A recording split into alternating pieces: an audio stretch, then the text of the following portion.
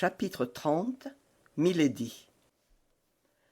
D'Artagnan avait suivi Milady sans être aperçu par elle. Il la vit monter dans son carrosse, et il l'entendit donner à son cocher l'ordre d'aller à Saint-Germain. Il était inutile d'essayer de suivre à pied une voiture emportée au trot de 2 vigoureux chevaux.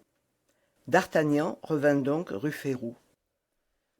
Dans la rue de Seine, il rencontra Planchet, qui était arrêté devant la boutique d'un pâtissier et qui semblait en extase devant une brioche de la forme la plus appétissante. Il lui donna l'ordre d'aller seller 2 chevaux dans les écuries de M. de Tréville, un pour lui, D'Artagnan, l'autre pour lui, Planchet, et de venir le joindre chez Athos, M. de Tréville, une fois pour toutes, ayant mis ses écuries au service de D'Artagnan. Planchet s'achemina vers la rue du Colombier et D'Artagnan vers la rue Férou. Athos était chez lui, vidant tristement une des bouteilles de ce fameux vin d'Espagne qu'il avait rapporté de son voyage en Picardie. Il fit signe à Grimaud d'apporter un verre pour D'Artagnan, et Grimaud obéit comme d'habitude.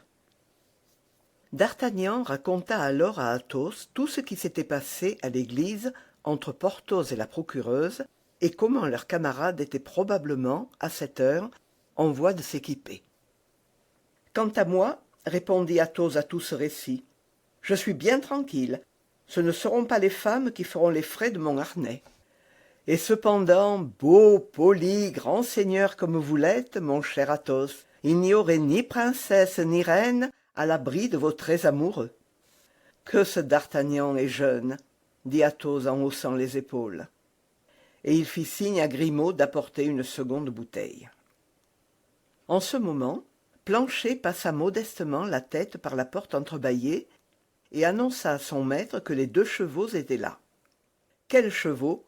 demanda Athos. « 2 que M. de Tréville me prête pour la promenade et avec lesquels je vais aller faire un tour à Saint-Germain. »« Et qu'allez-vous faire à Saint-Germain » demanda encore Athos.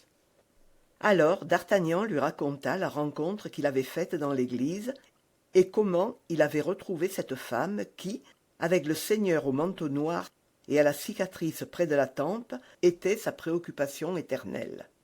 « C'est-à-dire que vous êtes amoureux de celle-là, comme vous l'étiez de madame Bonacieux, dit Athos en haussant dédaigneusement les épaules, comme s'il eût pris en pitié la faiblesse humaine. « Moi ? Point du tout, s'écria D'Artagnan. Je suis seulement curieux d'éclaircir le mystère auquel elle se rattache. Je ne sais pourquoi, je me figure que cette femme, tout inconnue qu'elle m'est et tout inconnue que je lui suis, a une action sur ma vie. »« Au fait, vous avez raison, dit Athos. Je ne connais pas une femme qui vaille la peine qu'on la cherche quand elle est perdue. Madame Bonacieux est perdue, tant pis pour elle, qu'elle se retrouve. »« Non, Athos, non, vous vous trompez, dit D'Artagnan. J'aime ma pauvre Constance plus que jamais. Et si je savais le lieu où elle est, fût-elle au bout du monde, je partirais pour la tirer des mains de ses ennemis. Mais je l'ignore.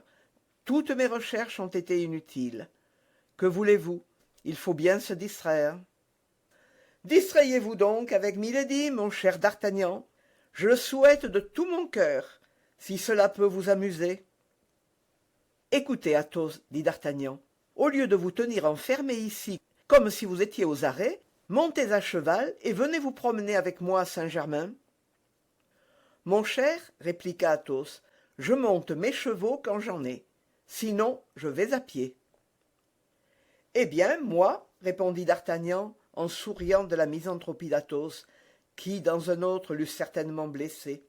Moi, je suis moins fier que vous, je monte ce que je trouve. Ainsi, au revoir, mon cher Athos. Au revoir, dit le mousquetaire en faisant signe à Grimaud de déboucher la bouteille qu'il venait d'apporter. D'Artagnan et Planchet se mirent en selle et prirent le chemin de Saint-Germain. Tout le long de la route, ce qu'Athos avait dit au jeune homme de madame Bonacieux lui revenait à l'esprit. Quoique D'Artagnan ne fût pas d'un caractère fort sentimental, la jolie mercière avait fait une impression réelle sur son cœur. Comme il le disait, il était prêt à aller au bout du monde pour la chercher. Mais le monde a bien des bouts, par cela même qu'il est rond. de sorte qu'il ne savait de quel côté se tourner.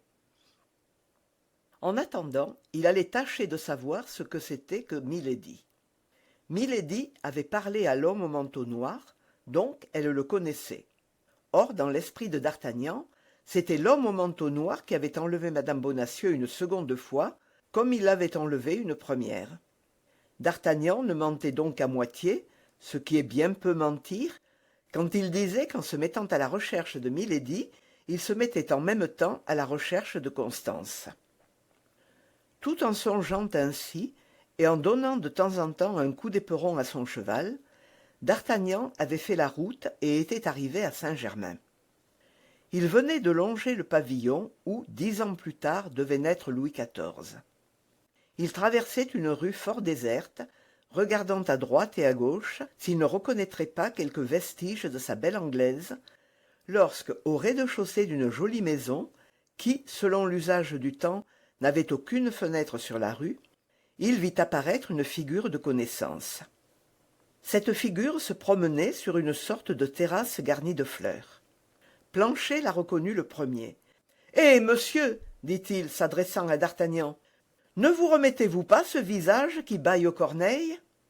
« Non, » dit d'Artagnan, « et cependant, je suis certain que ce n'est point la première fois que je le vois, ce visage. »« Je le crois par Dieu bien, » dit Planchet. « C'est ce pauvre Lubin, le laquais du comte de Wardes, celui que vous avez si bien accommodé il y a un mois à Calais, sur la route de la maison de campagne du gouverneur. »« Ah oui, bien, » dit d'Artagnan, « et je le reconnais à cette heure. Crois-tu qu'il te reconnaisse, toi ? » « Ma foi, monsieur, il était si fort troublé que je doute qu'il ait gardé de moi une mémoire bien nette. »« Eh bien, va donc causer avec ce garçon, » dit d'Artagnan, « et informe-toi dans la conversation si son maître est mort. »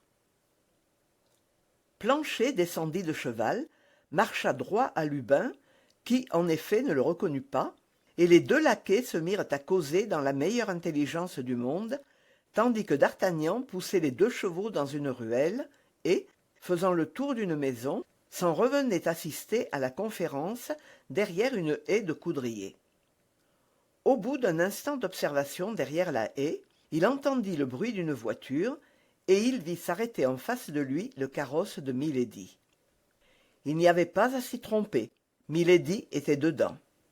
D'Artagnan se coucha sur le cou de son cheval, afin de tout voir sans être vu. Milady sortit sa charmante tête blonde par la portière et donna des ordres à sa femme de chambre. Cette dernière, jolie fille de 20 à 22 ans, alerte et vive, véritable soubrette de grande dame, sauta en bas du marchepied, sur lequel elle était assise selon l'usage du temps, et se dirigea vers la terrasse où d'Artagnan avait aperçu Lubin. D'Artagnan suivit la soubrette des yeux et la vit s'acheminer vers la terrasse. Mais, par hasard, un ordre de l'intérieur avait appelé Lubin, de sorte que Planchet était resté seul, regardant de tous côtés par quel chemin avait disparu d'Artagnan. La femme de chambre s'approcha de Planchet, qu'elle prit pour Lubin, et, lui tendant un petit billet, « Pour votre maître, dit-elle. »« Pour mon maître ?» reprit Planchet étonné. « Oui, et très pressé. Prenez donc vite. » Là-dessus, elle s'enfuit vers le carrosse, retournée à l'avance du côté par lequel il était venu. Elle s'élança sur le marchepied, et le carrosse repartit. Planchet tourna et retourna le billet, puis, accoutumé à l'obéissance passive, il sauta à bas de la terrasse, enfila la ruelle, et rencontra au bout de 20 pas d'Artagnan, qui, ayant tout vu, allait au-devant de lui. « Pour vous, monsieur, » dit Planchet, présentant le billet au jeune homme. « Pour moi » dit d'Artagnan. « En es-tu bien sûr ?»« Pardieu, si j'en suis sûr. La soubrette a dit « pour ton maître ». Je n'ai d'autre maître que vous. Ainsi, un joli brin de fille, ma foi, que cette soubrette. » D'Artagnan ouvrit la lettre et lut ces mots. « Une personne qui s'intéresse à vous plus qu'elle ne peut le dire voudrait savoir quel jour vous serez en état de vous promener dans la forêt. Demain, à l'hôtel du Champ du Drap d'Or, un laquais noir et rouge attendra votre réponse. »« Oh oh !» se dit d'Artagnan, « voilà qui est un peu vif. Il paraît que Milady et moi, nous sommes en peine de la santé de la même personne. Eh bien, Planchet, comment se porte ce bon monsieur de Wardes? Il n'est donc pas mort? Non, monsieur, il va aussi bien qu'on peut aller avec 4 coups d'épée dans le corps, car vous lui en avez, sans reproche, allongé 4 à ce cher gentilhomme, et il est encore bien faible, ayant perdu presque tout son sang. Comme je l'avais dit à monsieur, Lubin ne m'a pas reconnu, et il m'a raconté d'un bout à l'autre notre aventure. Fort bien, Planchet, tu es le roi des laquais. Maintenant remonte à cheval et rattrapons le carrosse. Ce ne fut pas long. Au bout de 5 minutes, on aperçut le carrosse arrêté sur le revers de la route. Un cavalier richement vêtu se tenait à la portière. La conversation entre Milady et le cavalier était tellement animée que d'Artagnan s'arrêta de l'autre côté du carrosse, sans que personne autre que la jolie soubrette s'aperçût de sa présence. La conversation avait lieu en anglais, langue que d'Artagnan ne comprenait pas. Mais à l'accent, le jeune homme crut deviner que la belle Anglaise était fort en colère. Elle termina par un geste qui ne lui laissa point de doute sur la nature de cette conversation. C'était un coup d'éventail appliqué de telle force que le petit meuble féminin vola en 1000 morceaux. Le cavalier poussa un éclat de rire qui parut exaspérer Milady. D'Artagnan pensa que c'était le moment d'intervenir. Il s'approcha de l'autre portière et, se découvrant respectueusement, « Madame, dit-il, me permettez-vous de vous offrir mes services? Il me semble que ce cavalier vous a mis en colère. Dites un mot, madame, et je me charge de le punir de son manque de courtoisie. » Aux premières paroles, Milady s'était retournée, regardant le jeune homme avec étonnement, et, lorsqu'il eut fini, « Monsieur, dit-elle en très bon français, ce serait de grand cœur que je me mettrais sous votre protection si la personne qui me querelle n'était point mon frère. » « Ah, excusez-moi, alors, dit d'Artagnan, vous comprenez que j'ignorais cela, madame. »« De quoi donc se mêle cet étourneau ?» s'écria en s'abaissant à la hauteur de la portière le cavalier que Milady avait désigné comme son parent. « Et pourquoi ne passe-t-il pas son chemin ?»« Étourneau vous-même !» dit d'Artagnan en se baissant à son tour sur le cou de son cheval et en répondant de son côté par la portière. « Je ne passe pas mon chemin parce qu'il me plaît de m'arrêter ici. » Le cavalier adressa quelques mots en anglais à sa sœur. « Je vous parle français, moi, dit d'Artagnan.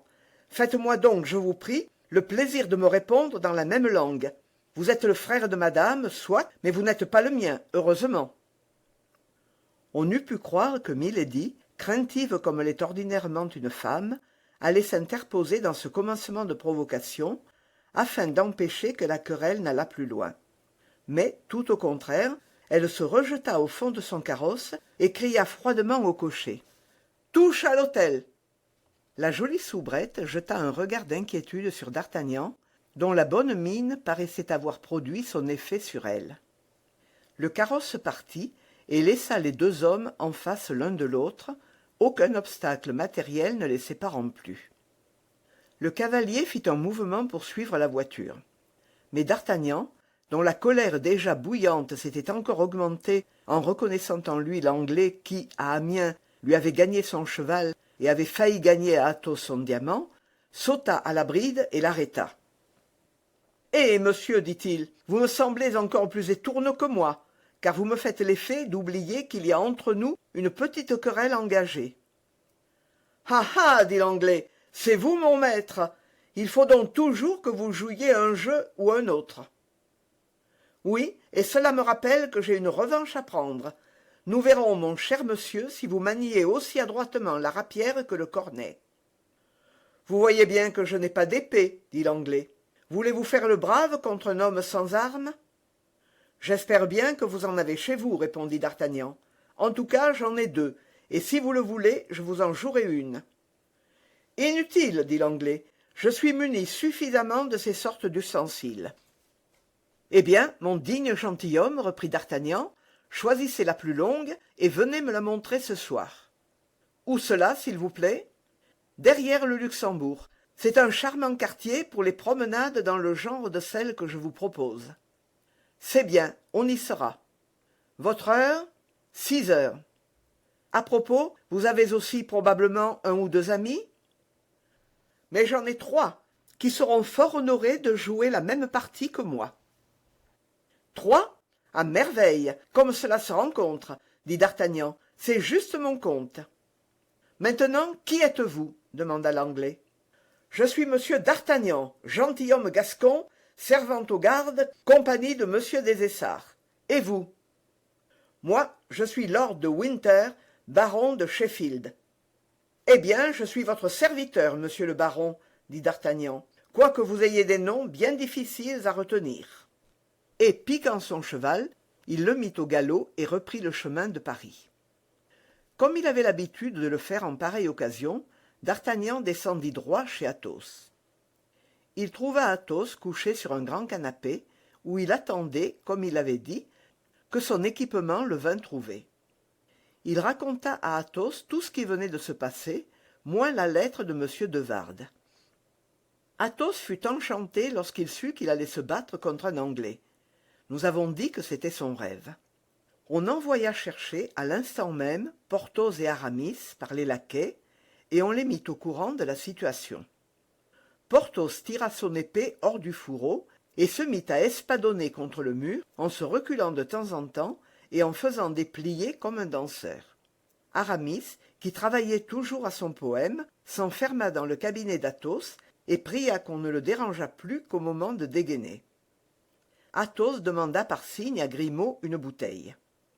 Quant à d'Artagnan, il arrangea en lui-même un petit plan dont nous verrons plus tard l'exécution et qui lui promettait quelque gracieuse aventure, comme on pouvait le voir au sourire qui, de temps en temps, passait sur son visage dont ils éclairaient la rêverie.